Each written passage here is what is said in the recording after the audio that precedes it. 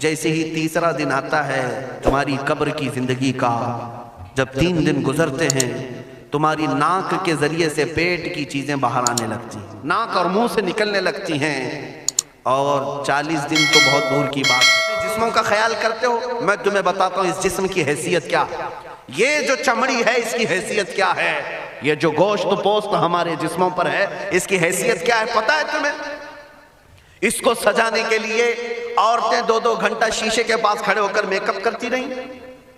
ہاں، عورتوں کی طرف سے یہ میک اپ، لالی پاؤڈر اور کنگھیاں بالوں کو سجاتے رہے، اور تم اپنی باڈی کو بناتے رہے جیم میں جا جا کر کے۔ اب اس جسم کی حیثیت سنو، جس دن روح نکلی تمہارے جسم سے اور جب جنازہ لے جایا گیا، قبر میں تمہارے سب سے عزیز لوگ رکھ کر کے آتے ہیں، تختیاں قبر کی بند کر کے آتے ہیں، اتنی چھوٹی قبر کہ کروٹ لینے کی بھی جگہ نہیں ہوتی، ہاتھ پھیلانے کی بھی جگہ نہیں ہوتی۔ آج اپنے پلنگ پر سو کر کے دیکھو، کسی کا ہاتھ ٹچ ہو رہا ہے تو نیند نہیں آتی، لیکن قبر میں اتنی تاریک جگہ پر، چھوٹی سی جگہ پر، تنگ جگہ پر چھوڑ دیا جاتا ہے کہ مردہ کروٹ بھی نہیں لے پاتا، پھر پلس اس کو اوپر سے نیچے سے پیٹ سے باندھ کر کے رکھ دیا جاتا ہے۔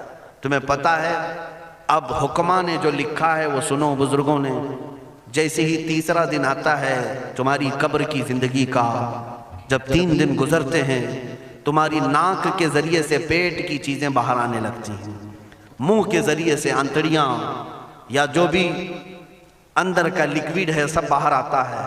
5ویں دن کان کے اندر سے بھیجا نکلنے لگ جاتا ہے، یہ جو بھیجا سر کے اندر ہے وہ ختم ہو کر کے سڑ کر کے پیپ کی شکل میں کانوں سے باہر آنے لگ جاتا ہے، ناک اور منہ سے پیٹ کی چیزیں، کلیجہ خون بن جاتا ہے، دیگر چیزیں سب کان اور ناک اور منہ سے نکلنے لگتی ہیں، اور 40 دن تو بہت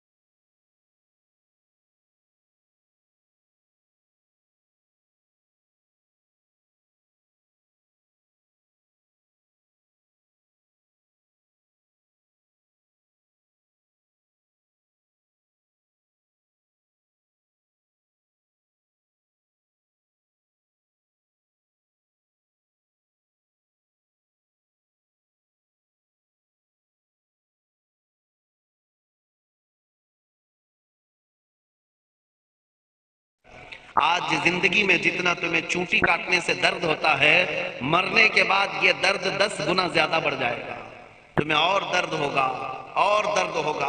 یہی جسم جو کیڑوں کی غذا بن گیا، کفن ختم ہو گیا، ہمارے جسم میں پیٹ کا گودا باہر آ گیا، آنکھوں سے کانوں سے ساری چیزیں لیکویڈ ختم کر دی گئی، بھیجا کانوں سے بہہ کر کے نکل آیا، بچا کیا ہمارے پاس؟ جس جسم کو ہم سجاتے رہے، سنوارتے رہے، اس پر ہزاروں پیسے بہاتے رہے، یہ جسم 40 دن کے اندر کیڑوں کی غذا بن گیا، سب ختم ہو گیا۔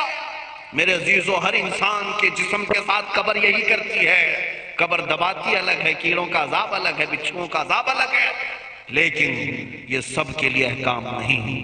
کچھ وہ بھی جنازے ہیں جب یہاں سے جاتے ہیں تو ہزاروں کی آنکھوں میں آنسو چھوڑ کر جاتے ہیں، ہزاروں کی دلوں کی دھڑکن بن کر کے جاتے ہیں۔ ان کے جنازے جب جاتے ہیں تو اللہ کے ملائکہ بھی، فرشتے بھی ان کے جنازے کو اٹھانے کے لیے زمین پر آتے ہیں۔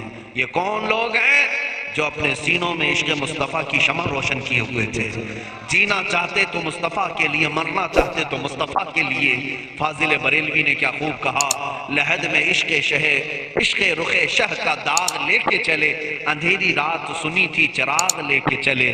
جب قبر میں جاتا ہے ایک عاشق رسول، اسے رکھا جاتا ہے، کفن اس کا بھی ہے، جسم اس کا بھی ہے، لیکن فرشتوں سے بھی کہا جاتا ہے اسے آہستہ سے جگانا، محمد عربی کا غلام ہے، رسول پاک کا وفادار ہے.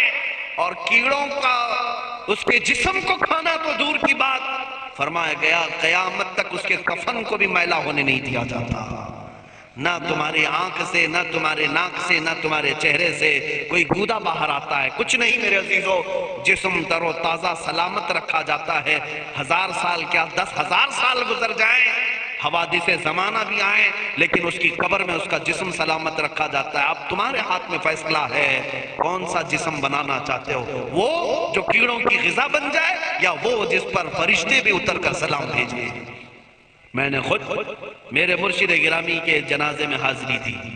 حضور تاج الشریعہ بدر الطریقہ رحمت اللہ تعالی علیہ، جس مرد قلندر نے اپنی پوری زندگی عشق مصطفیٰ میں گزاری. آج تم نعرے لگاتے ہو تاج الشریعہ تاج الشریعہ، ان کے شب و روز دیکھے تھے کبھی؟ ان کی صبح اور شامیں دیکھی تھی کبھی؟ بہت پیر ہوں گے جو باہر پیر ہوں گے، اندر پیر ہوں گے، لیکن تاج الشریعہ کو میں نے اندر بھی دیکھا ہے، باہر بھی دیکھا ہے. آنکھیں بند بھی ہوتی، آنکھوں سے اگر کوئی چیز نظر بھی نہیں آ رہی ہوتی، تب بھی اتنا خیال ہوتا کہ کہیں سطر تو نہ کھل گیا ہو، کہیں پائجامہ اوپر تو نہیں ہو گیا ہو. سونے کے حالت کی بات کر رہا ہوں، کوئی نہ ہو تب بھی یہ خیال باقی رہتا. کون سا ایسا دن گزرتا جب وہ دلائل الخیرات نہیں پڑھ رہے ہوتے، قصیدہ بردہ شریف نہ پڑھ رہے ہوتے. ہزاروں سفر کی مصروفیات کے باوجود حضور پاک کی محبت کے نغمات میں کوئی کمی نہیں آئی. لیکن میں آج آپ کو ایک بات بتا دوں، جب انتقال ہوا وہ جمعہ کی شام تھی، اور ہمارے مردوں کو 6 گھنٹے 10 گھنٹے میں ہم کو قبرستان سپرد کرنا پڑتا. 12 گھنٹے رکھ دیں تب بھی فریج منگوانا پڑ جاتا ہے، اس کے بعد قبرستان کے حوالے کر دیں. میرے مرشد گرامی کے انتقال کے بعد 48 گھنٹے رکھے گئے تھے، 48 گھنٹے رکھے گئے، اور اس کے بعد جنازہ پاک کو غسل دے کر لایا گیا. یہ فقیر قادری جنازے کی گاڑی میں شریک رہا، حضرت کے قدم پکڑ کر کے میں قبر تک رہا. میں آپ کو صرف اس لیے یہ بات عرض کر رہا ہوں کہ جب گاڑی جنازے کی چلتی تھی، میں نے زندگی میں بھی حضرت کے ہاتھ پکڑ کر کے ادھر ادھر چلائے. حضرت کے ساتھ جب جانا ہوتا تو بازوؤں کو ہم تھامے ہوتے، ہم کیا چلاتے، ہمیں وہ خود چلا رہے ہوتے، لیکن یہ ہم برکت کے لیے پکڑے ہوتے. جو نرم و ملائم جسم تھا، میں نے وفات کے بعد جنازے میں کھڑا ہو کر کے دیکھا، قدموں کو پکڑ کر، نہ نرمی میں کمی آئی، نہ ملائم ہونے میں کوئی کمی تھی. اور جب گاڑی آگے چلتی تھی،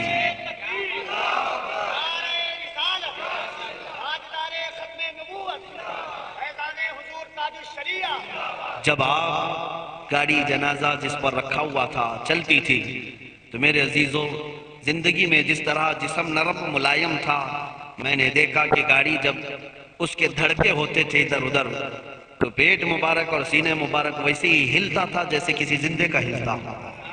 ہاتھ پر انگلی رکھے تو خون سرک جائے اور پھر اپنی جگہ پر آ جائے. یہ کوئی مبالغے کی بات نہیں کر رہا ہوں، یہ آنکھوں سے دیکھی ہوئی چیز ہے. اور قبر انور میں رکھنے کے بعد جب ان کے صاحبزادے اور داماد نکل کر کے آئے تو تھوڑی دیر کے بعد ہم نے دیکھا کہ چہرہ خود بخود قبلے کی طرف تھا. ہم اپنے مردوں کو رکھواتے ہیں، لیکن اس عاشق رسول نے اپنا چہرہ پہلے سے قبلے کی طرف کر لیا. یہ کرامات کہیں یا زندگی کی حقیقت کہیں، حقیقی بات تو یہ ہے جو مصطفیٰ کی یاد میں جاتا ہے. اس نے کیا ہی خوب کہا شاعر کہ میرے جنازے پہ رونے والوں فریب میں ہو بغور دیکھو، میرے جنازے پہ رونے والوں فریب میں ہو بغور دیکھو، مرا نہیں ہوں غم نبی میں لباس ہستی بدل گیا. ہاں، مرا نہیں ہوں غم نبی میں لباس ہستی بدل گیا ہوں. ان عاشقوں کا حال یہی ہوتا ہے کہ یہ مر بھی جاتے ہیں، انتقال کر بھی جاتے ہیں، تو بس لباس بدلتا ہے لیکن زندگی پہلے سے اور بلند ہوتی ہے. عزیزان گرامی تمہیں اسی بات پر میں لانا چاہتا ہوں، کون سی زندگی گزارنا چاہو گے؟ کون سی زندگی؟ یہ عیاشوں کی، یہ نچنیوں کی، یہ مجرا کرنے والوں کی، ان ظالموں کی جو جہنم کی طرف تمہیں لے جانے کے لیے تیار بیٹھے ہیں؟ چند دنوں کی عیاشی ہے، تم گانے گا کر اچھل کود کر کے اپنے نفس کو تو راضی کر سکتے ہو، لیکن رب ذوالجلال کی رضا کبھی نہیں لے سکتے۔ آج تم دنیا میں فلموں کی زندگی جی کر کے تھوڑی دیر کی خوشی تو حاصل کر سکتے ہو، لیکن قبر کی راحت کبھی نہیں لا سکتے، قبر کا سکون کبھی نہیں لا سکتے۔ قبر میں اگر سکون چاہیے تو صرف ہمارے سینوں کو ادھر حوالے کرنا ہوگا، مصطفیٰ کریم کے حوالے کرو۔ اب اپنی زندگی کو بدلنے کا وقت آ گیا۔ اے میرے عزیزو، ناموس رسالت کی حفاظت یہی ہے کہ حضور کے اخلاق کی پہلے حفاظت کی جائے، حضور کی سنتوں کی حفاظت کی جائے، حضور پاک کے نام پاک کی حفاظت کی جائے، ان کی تعلیمات، ان کے احادیث کی حفاظت کی جائے۔ جس طرح صحابہ اکرام نے اپنی جانیں قربان کر کے حضور کی عزت کی حفاظت کی ہے، آج وقت آیا ہے ان ظالموں کی طرف نہ دیکھنا، یہ بھونک بھونک کر کے تمہیں جگا رہے ہیں، بیدار کر رہے ہیں۔ میں جواب دیتا رہوں گا انشاءاللہ، لیکن ساتھ میں ان حادثات کو اپنے لیے ایک الگ انداز سے دیکھتا ہوں۔ اگر کوئی کتا صوفے میں بیٹھ کر بھونکتا ہے اور میرے نبی پاک کی عظمت پر حملے کرتا ہے تو درد تو ہوتا ہے، لیکن ساتھ میں عقیدہ بھی تو ہمارا یہ ہے، رہے گا یوں ہی ان کا چرچا رہے گا، رہے گا یوں ہی ان کا چرچا رہے گا، پڑے خاک ہو جائیں جل جانے والے۔ یا رسول اللہ تو گھٹائے سے کسی کے نہ گھٹا ہے نہ گھٹے گا، جب بڑھائے تجھے اللہ تعالیٰ تیرا، مٹ گئے مٹتے ہیں مٹ جائیں گے آدھا تیرے، نہ مٹا ہے نہ مٹے گا کبھی چرچا تیرا۔ یہ کتے کتاب لکھ کر کے کہتے ہیں محمد عربی کا چرتر، ان کے اخلاق، ان کے کردار برے تھے، اور ایسی کوئی چیز نہیں ہے اسلام میں جس سے امپریس ہو کر اسلام قبول کیا جانا چاہیے۔ محمد صلی اللہ علیہ وسلم کے نام کو اسلام سے ہٹا دینا چاہیے۔ ان ظالموں کو میں جواب دینا چاہتا ہوں، اے مسلمانوں، یہ تمہیں جگانے کے لیے آ رہے ہیں، یہ تمہیں بیدار کرنا چاہ رہے ہیں۔ اب اٹھو اور یہ بتاؤ تم کہاں کہاں سے میرے نبی کو مٹاؤ گے، کہاں کہاں سے؟ ارے ہمارے گھروں میں بچوں کی ولادت بھی ہوتی ہے، کان میں اگر ہم اللہ کا نام لیتے ہیں تو ساتھ میں محمد کا بھی نام ہے۔ ہمارے بچے جس دن اس دنیا میں آتے ہیں اذان ان کے کانوں میں دی جاتی ہے تو اللہ کے نام کے ساتھ محمد کا نام بھی آتا ہی ہے۔ ہماری اذانیں، ہمارے نماز کو بلانے والی آوازیں، تم کیا مٹا پاؤ گے محمد عربی کے نام کو؟ یہ ہزاروں نہیں کروڑوں اذانیں بار بار دن میں دے دے کر کے بتاتی ہیں کہ تم واللہ محمد عربی صلی اللہ علیہ وسلم کا ذکر تم کبھی الگ نہیں کر سکو گے۔ ذکر خدا جو ان سے جدا چاہو نجدیو، واللہ ذکر حق نہیں کنجی سقر کی ہے۔ حضور پاک کا نام کہاں سے ہٹاؤ گے؟ اذانوں سے ہٹاؤ گے، اقامت سے ہٹاؤ گے، نمازوں سے ہٹاؤ گے؟ بلکہ اقبال نے کیا ہی خوب کہا تھا، دشت میں دامن کوہسار میں میدان میں ہے۔ کہاں ہے یہ نام؟ دشت میں دامن کوہسار میں میدان میں محمد ہے، بحر میں موج کی آغوش میں طوفان میں محمد ہے، چین کے شہر مراکش کے بیابان میں محمد ہے، اور پوشیدہ ہر مسلمان کے ایمان میں محمد ہے۔ میں نے یہ تبدیل کر کے اسی لیے پڑھا ہے کہ ہر جگہ محمد ہے۔ رسول پاک صلی اللہ علیہ وسلم کو تم کہاں سے ہٹاؤ گے؟ ہمارے کروڑوں کی زندگیاں اس نام پاک پر قربان، اس نام پاک پر قربان۔ ان ظالموں کو یہ بات بتا دینا، اس نام پاک پر اللہ نے نقطہ تک نہیں رکھا ہے۔ محمد عربی صلی اللہ علیہ وسلم کے نام پاک پر نقطہ تک نہیں، عیب تو بہت دور کی بات ہے۔ اور مٹانے کی بات کرتے ہو، مٹانے کے لیے تم اس کا ایک لفظ تک نہیں مٹا پاؤ گے۔ محمد عربی اس عظیم ہستی کا نام ہے جس کی جڑیں تحت الثری میں ہیں، جس کی شاخیں اوج ثریا پر ہیں۔ حضور پاک صلی اللہ علیہ وسلم کو اللہ نے رفعنا لک ذکرک کہہ کر کے بلند فرما دیا ہے۔ کسی کے گھٹانے سے حضور کا نام کبھی نہیں گھٹے گا۔